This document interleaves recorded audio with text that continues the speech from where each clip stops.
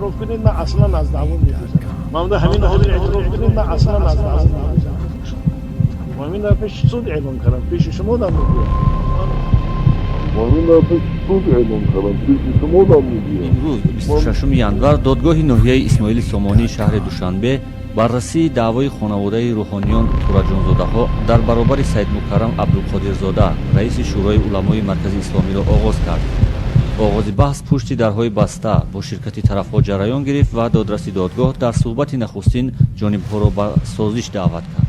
дар навбати худ ҳоҷи Акбар Тураҷонзода низ аз болои раиси шӯрои уламои дини Тоҷикистон ба додгоҳи ноҳияи Исмоили Сомонӣ ва аз болои раиси шаҳри Ваҳдат, раиси кумитаи дин ва раиси шӯрои уламо ба додситонии кӯл шикоят бурда буд.